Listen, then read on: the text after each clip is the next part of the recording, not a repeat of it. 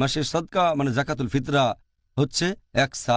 যদি কেউ গম দিয়ে থাকে সেটা গ্রহণ করা হবে, কেউ খেজুর দিলে সেটা গ্রহণ করা হবে, কেউ কিশমিশ দিলেও গ্রহণ করা হবে।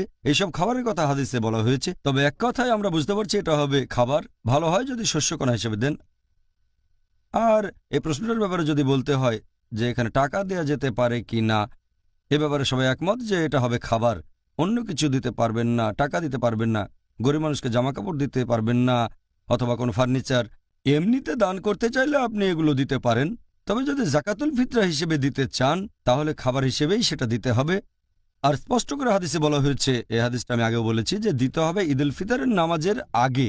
এর কারণ হচ্ছে যাতে গরিব মানুষেরা সেদিন খাবার খেতে পারে। টাকা দিলেও হয়তো অন্যভাবে খরচ হয়ে যাবে, তাই এটা দিতে হবে খাবার হিসেবে, যাতে করে এই বিশেষ দিনে তার পেট ভর্তি থাকে, খাবার নিয়ে কোনো চিন্তা করতে না হয়। তাই সবাই একমত যে জাকাতুল ফিতরা দিতে হবে খাবার হিসেবে।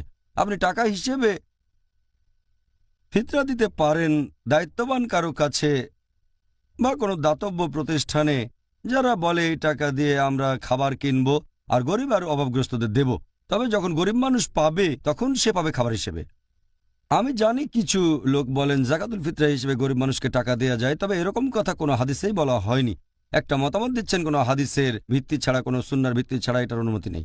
আর একটা হাদিস আছে সহিহ বুখারীতে, খণ্ড নম্বর 3, হাদিস নাম্বার 2697। হযরত আয়েশা রাদিয়াল্লাহু আনহা তিনি বলেছেন যে যদি কেউ নতুন কিছু আবিষ্কার করে দ্বীনের ভেতরে, ধর্মের ভেতরে, সেটা বাতিল করতে হবে।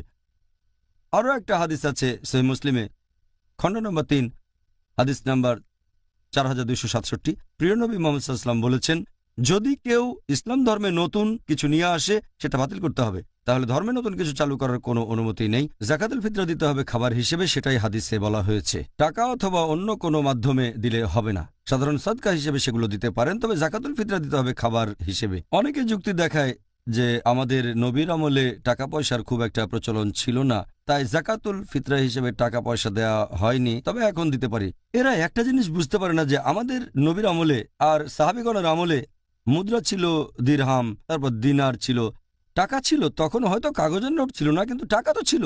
মানুষ তখনও মুদ্রা বিনিময় করত দিরহাম আর দিনার দিয়ে। তাই এই যুক্তিটা পুরোপুরি ভুল। সঠিক নিয়ম হচ্ছে এটা দিতে হবে শুধু খাবার হিসেবে, অন্য কিছু না। কোনোদিনই টাকা দিয়ে আদায় হবে না, ফিতরা শস্য দিয়ে আদায় করতে হবে বাধ্য। আপনি একবারে জোরালো ভাবে বাধ্য, ফিতরা শস্যই দিতে হবে, টাকা নয়।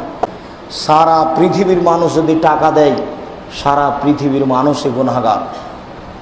দায়িত্বশীল ফিতরা নেওয়ার পরে বিক্রি করে টাকা দিবে সেটা তার ব্যাপার। ফিতরা সাধারণত ফকির মিসকিনকে দিতে হবে।